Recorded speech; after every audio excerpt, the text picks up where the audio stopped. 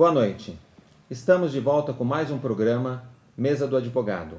Hoje nós vamos falar sobre o tema eleições. Estamos a 6 dias das eleições e vamos entrevistar hoje o nosso convidado especial, o advogado Dr. Lúcio Marques Ferreira.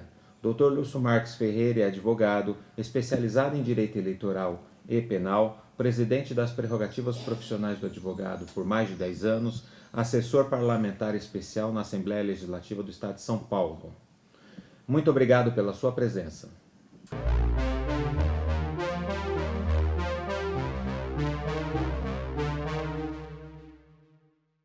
Dr. Lúcio Marques, muito obrigado por aceitar o convite de estar aqui conosco, trabalhando e tratando deste tema tão importante aí a 6 dias das eleições. E grandes esclarecimentos traremos para o nosso telespectador. Agradeço demais a sua presença. Doutor Renato, boa noite. Meu agradecimento pelo convite para vir nessa honrada subseção de Diadema, o qual faço parte há 15 anos dessa subseção, o qual tive o prazer ser parceiro aqui dos últimos presidentes dessa casa, e é uma honra muito grande estar aqui nessa noite participando desse debate, dessa conversação com Vossa Excelência. Hoje nós vamos falar de eleições, e a eleição ela é regulamentada e pautada por uma lei, que é a Lei 4737. Ao contrário do que as pessoas imaginam, embora essa lei seja de 1965, ela vem sofrendo constantemente atualizações. E não é diferente. Para estas eleições, houveram aí algumas atualizações, algumas modificações ou alterações nessa legislação. E eu gostaria de começar a falar com o doutor quais foram as modificações mais relevantes que a nossa legislação eleitoral trouxe agora para as eleições. Bom, Renato, a eleição ela é um sistema modificativo e contemporâneo que vai se atualizando a cada eleição. Nós temos mudanças, Renato, significativas a cada eleição. Em virtude do eleitor, em virtude dos candidatos, nós vamos tendo mudanças. E em virtude de situações que vão acontecendo no nosso território, né, no nosso país, nós vamos tendo mudanças. Renato, as principais mudanças que nós tivemos para essa eleição de 2022, né, são acesso ao boletim das urnas, né, que vão ficar disponíveis ao final da eleição. Antes de nós falarmos de urnas eletrônicas, é importante o nosso telespectador saber que, além da legislação, nós temos algumas resoluções que são editadas pelo Tribunal Superior Eleitoral, que regula, né, todo o sistema eleitoral no país. Sim. Qual é a diferença da lei para essas resoluções? Qual tem maior peso, a lei ou as resoluções editadas pelo Tribunal Superior Eleitoral? Excelente pergunta, Renato.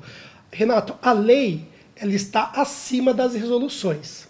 A lei ela é a base, ela é o princípio, né?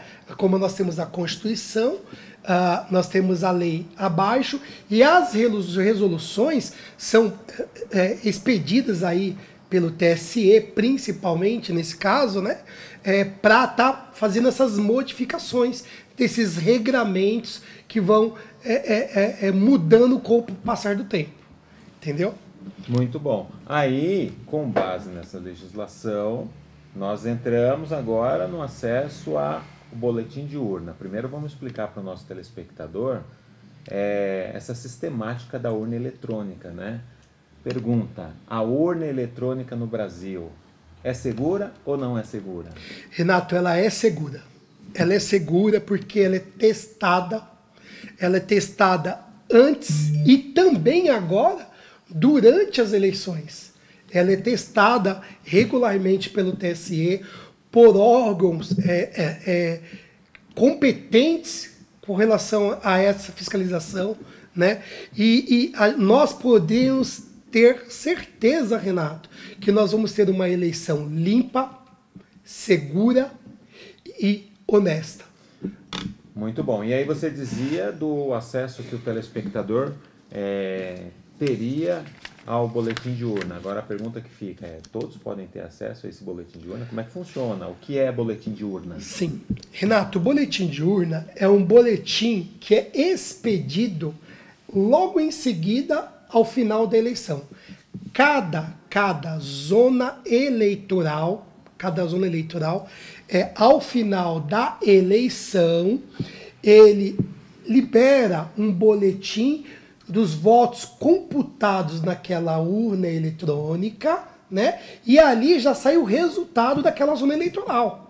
Então, nesse boletim, eu tenho um boletim que abre, vem todo zerado, Sim, é isso? Sim. E quem pode ter acesso a esse boletim? Tem uma fiscalização? Tem uma fiscalização. Colégio eleitoral? Sim.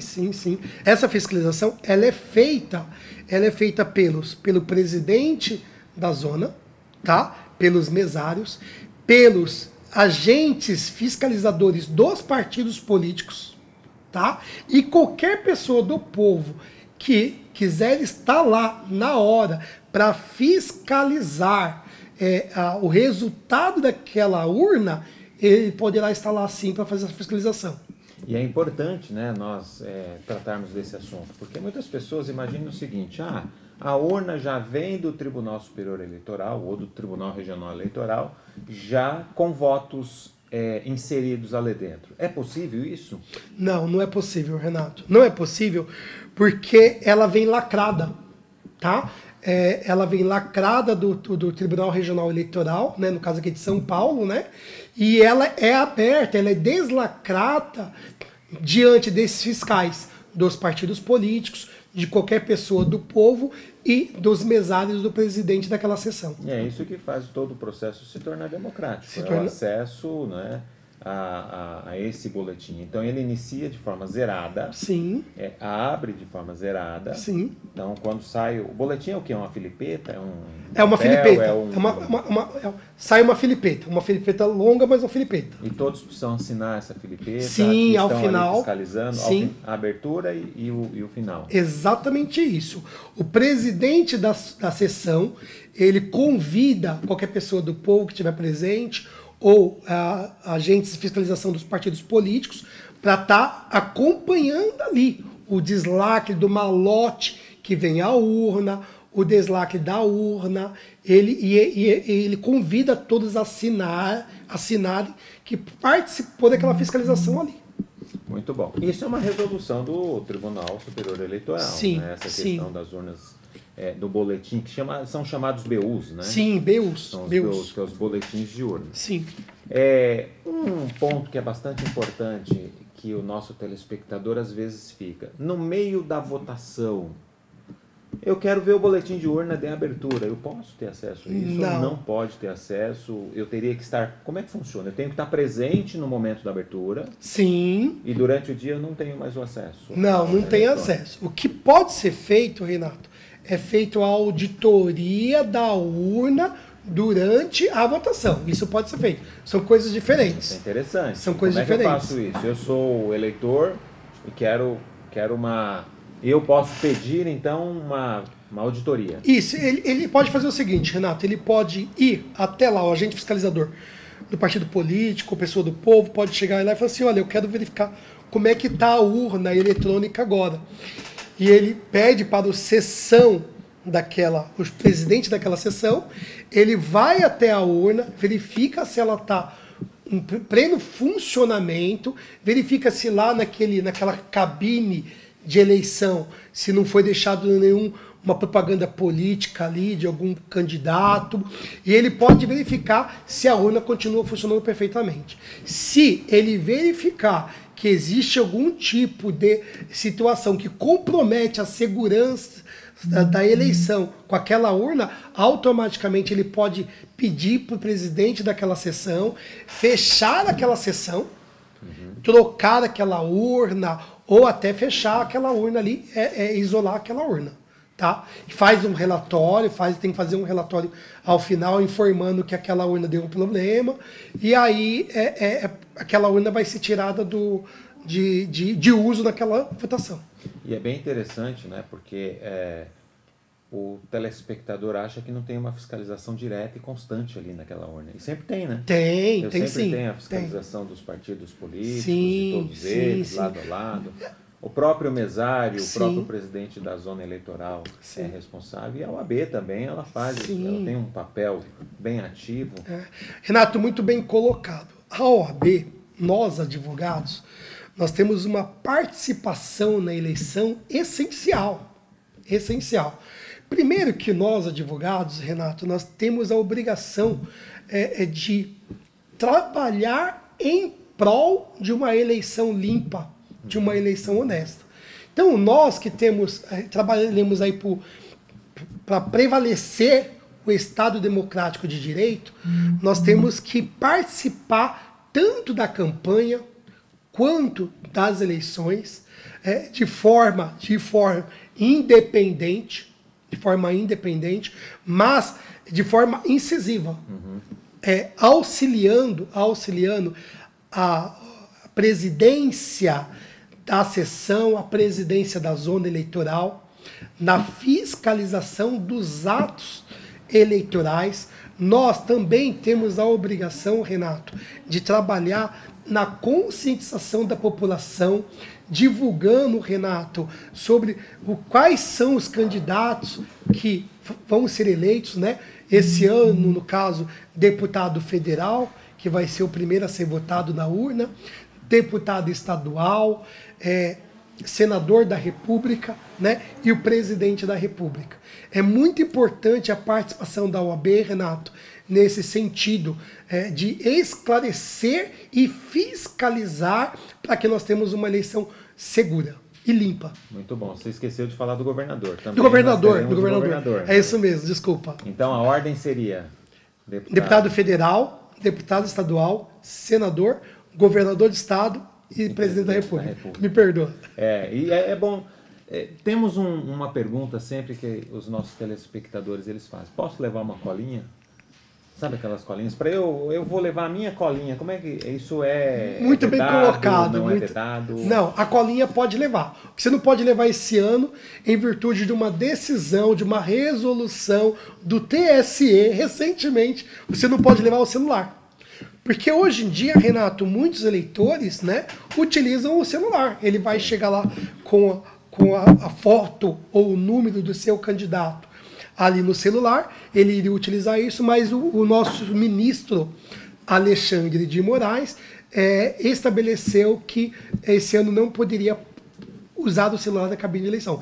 Mas a colinha você pode levar sim. Até porque o voto é secreto e precisa cuidar para a manutenção deste voto secreto. Sim, né? sim. Nós não podemos nivelar por baixo, mas é fato que há casos e casos, e já houveram até tentativas, né, de tirarem foto da urna. É exatamente isso. A justificativa, e ela é plausível, viu, Renato, é exatamente essa, do voto de cabresto, né? Sim. Isso ocorre muito em estados e municípios de pequeno porte, onde existe uma tentativa de controlar o voto do eleitor.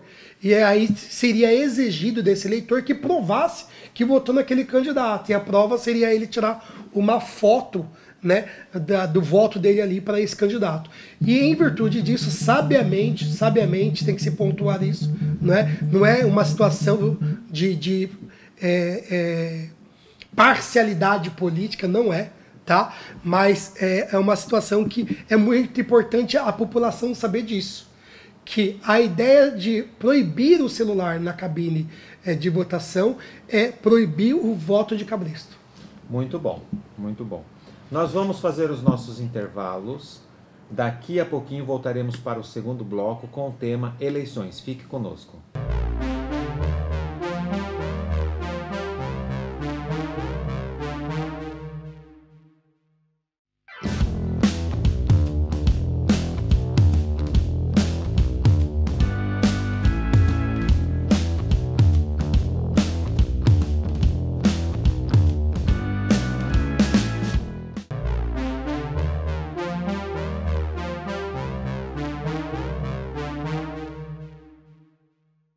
Estamos de volta com o nosso programa Mesa do Advogado e agora vamos para o segundo bloco com o Dr. Lúcio.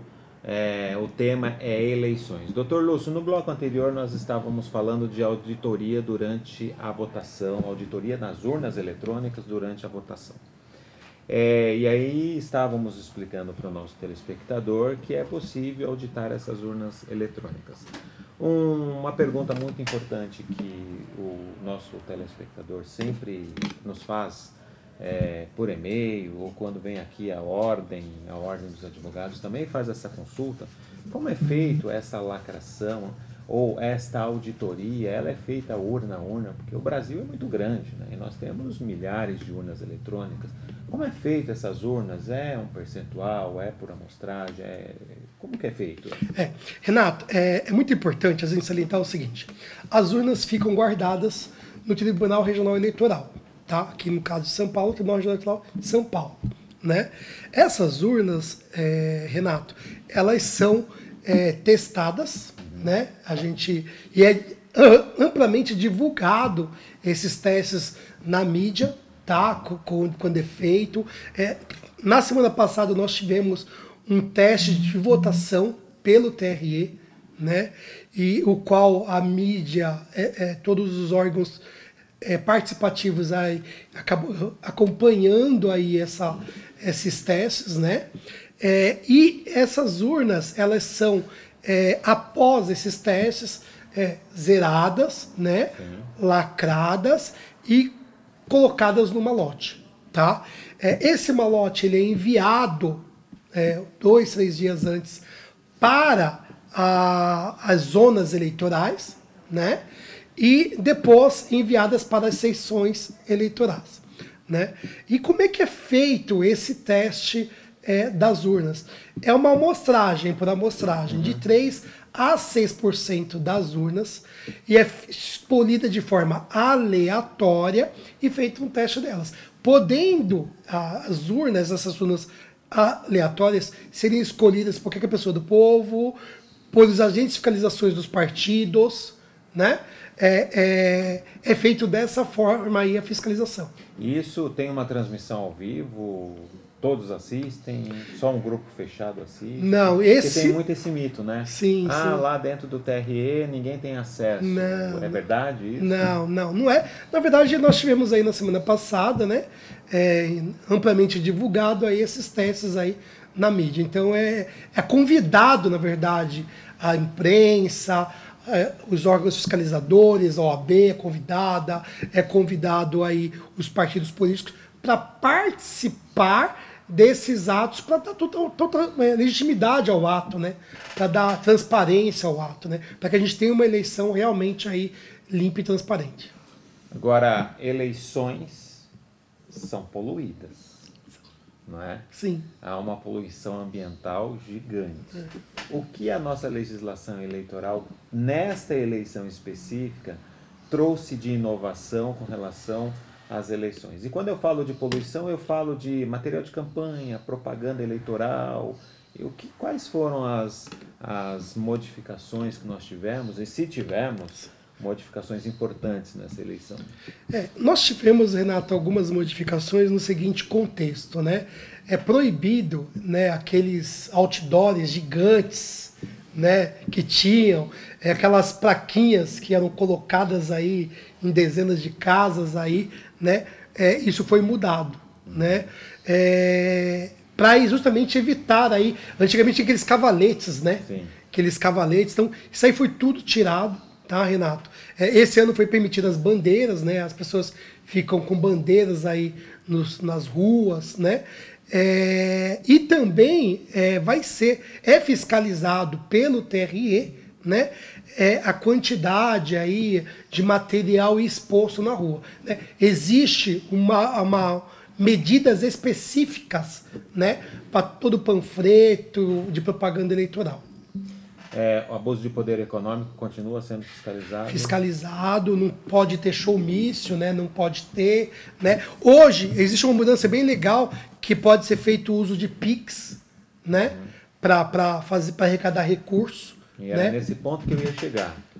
Antes da gente chegar na parte das doações, ou melhor, de receber as doações, no contexto do abuso do poder econômico, não só o showmício, mas brindes, churrasco, festas, isso é permitido? Não, Continua não é sendo vedado? permitido. Não é mais permitido nada disso, porque é uma maneira de induzir o eleitor ao erro, né? A votar numa pessoa que está ali tentando obter o voto dela por meios ilícitos, né?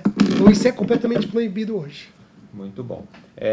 E aí sim, agora nós evoluiríamos para a propaganda eleitoral em si, né? De que forma o candidato pode fazer a sua propaganda eleitoral sendo lícita, sem violar a legislação, e o eleitor, se observar que uma propaganda ou está acontecendo algum ato em que é proibido pelo TRE, ele tem como fazer a denúncia, não pode fazer a denúncia? Como é que funciona isso? Qualquer pessoa pode fazer essa denúncia? Renato, qualquer pessoa pode fazer a denúncia pelos meios eletrônicos do TRE, do TSE, pode também procurar a promotoria pública da cidade para denunciar que está tendo algum tipo de abuso de poder econômico, alguma tipo de propaganda irregular, né? Então, qualquer pessoa do povo ou das entidades aí, organizações sociais, não governamentais, podem estar fazendo essa... São as ONGs, as OCIPs, as associações... Pode estar fazendo essa denúncia aí pelos meios eletrônicos do TRE, do TSE, pode estar procurando as zonas eleitorais, as sessões eleitorais, para estar fazendo essa denúncia aí de abuso do poder econômico e também aí abusando aí da população. Isso é importante nós termos aí como conhecimento, né? Muito comum compra de voto. O que é a compra de voto? O que se assemelha à captação de sufrágio que eles falam? Sim. Né? E aí nada mais é que quando eu faço a doação de um brinde, de uma certa forma, eu estou comprando aquele voto, ou estou tentando comprar aquele voto, não é isso? Da canequinha, da camiseta, da boné, da cesta básica, né? Então isso é proibido pela legislação. É proibido e o eleitor não deve aceitar, porque isso viola, não diria viola, além de violar a legislação eleitoral, uma afronta à nossa democracia, que é por escolha livre. Exatamente, Renato. A população deve ficar muito atenta, Renato, a esse tipo de sedução, né? O candidato ir lá na casa dele, perguntar o que ele está precisando, né? Oferecer ajuda para alguma coisa. Isso é proibido, né, Renato? Isso é proibido para não induzir o eleitor a votar num candidato desse. Esse candidato ele não serve para ser o nosso representante. Porque o candidato ele tem que cuidar de um macro, né? Sim. Para aquilo que ele foi eleito. Sim. Né? Renato, é muito importante a população passar a entender e conhecer para que serve aquele candidato, né? O deputado estadual. Conhecer o seu candidato. Conhecer o seu candidato. Conhecer o seu candidato, priorizar, votar num candidato da sua região, né? Por que você deve votar num candidato da sua região? Porque ele tem como base, né? Na Assembleia Legislativa de São Paulo, nós temos aí 94 deputados estaduais, né? Esses deputados, eles foram eleitos pelo estado de São Paulo por diversas regiões, né? E esses deputados, Renato, eles buscam, além de legislar em favor do estado de São Paulo, né? Eles fiscalizam o governo do estado de São Paulo e eles também buscam melhorias através de emendas parlamentares para a sua região. E é bem interessante, porque embora eu possa votar de um candidato lá do extremo sul do estado de São Paulo para deputado federal ou estadual, é importante eu buscar aquele que eu possa conhecer, que eu possa cobrar dele, né, as ações. Sim, Renato, é muito importante essa colocação. Porque se você votar num candidato lá do extremo sul do estado de São Paulo, você talvez nunca vai ver esse deputado perto de você, né? Talvez você nunca vai conhecer esse deputado. E aí o seu voto, óbvio, foi um voto importante, você participou do processo eletivo, mas, no entanto, você não favoreceu a tua região, E não tem como cobrar também, não tem como né? cobrar, você não vai encontrar com esse deputado nunca. Por isso que é muito importante, Renato, a população conhecer o seu candidato, conhecer, de falar com ele, de encontrar com ele na rua.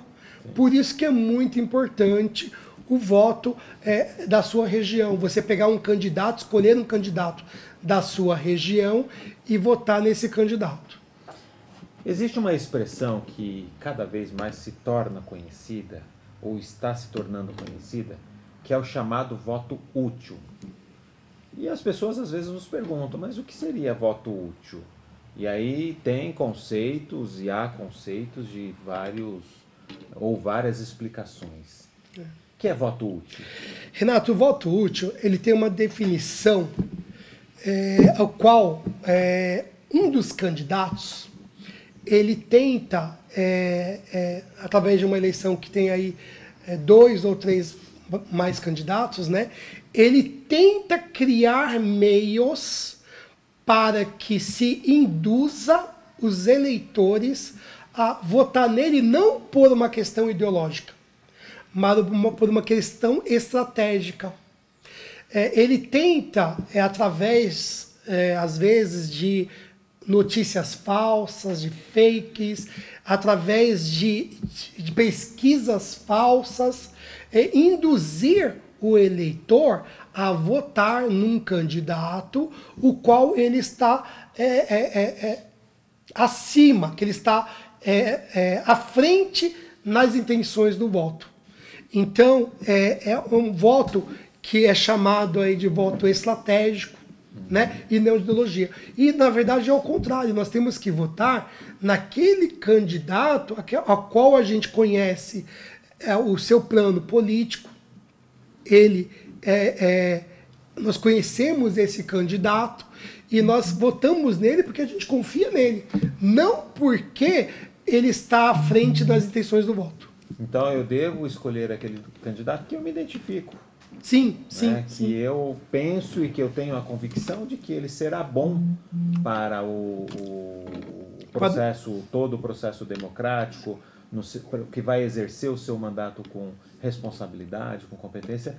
Eu tenho que ter essa consciência e não votar naquele ou que está ganhando, ou que está manipulando, ou que... Sim. Isso é muito importante nós deixarmos isso claro. Claro, para a população. E tem diferença do voto útil, voto em branco, voto nulo? Veja, é computado o voto útil, é computado o voto branco, o voto nulo? Acho que isso aí é bom a gente deixar claro para o... Sim.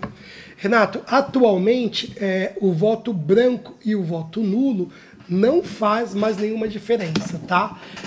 Nas legislações anteriores, resoluções anteriores, tinha uma diferença. O voto branco, ele era computado para o candidato vencedor. Hoje não é mais. Hoje não é mais. Hoje, quando a pessoa vota branco ou vota nulo, esse voto, ele é excluído e só é computado os votos válidos. Muito bom. E nós temos diferença de voto branco para voto nulo? Qual é a diferença? Só para deixar claro para o voto branco, antigamente ele era computado para o candidato vencedor. Sim, mas para fins de eu ir lá na urna, como que eu vou fazer para eu votar em branco? Entendi. Ou nulo? Sim.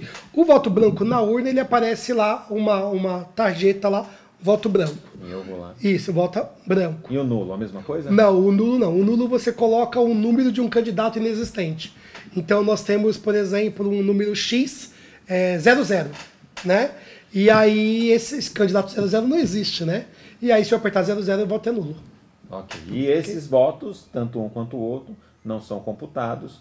E não é a mesma coisa do voto útil, porque o voto útil é computado. Sim, sim. O voto útil é o voto ao qual nós falamos anteriormente, né?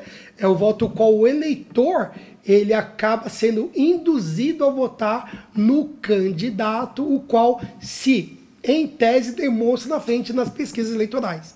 Que muitas vezes nós sabemos disso, que são pesquisas que não são legítimas, né?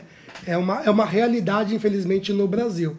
Não dá para nós confiarmos nessas pesquisas, em todas as pesquisas que são divulgadas. Qual horário houve alguma modificação no horário da votação? É unificado, não é unificado? Hoje no Brasil é unificado. Então quem está lá no Acre, né, vai votar pelo horário de Brasília.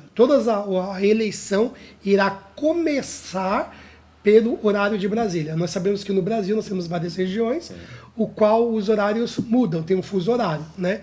Mas vai ser um horário, só vai ser 8 horas de eleição, viu, Renato? E nós temos aí, como todo mundo vai seguir o horário de Brasília.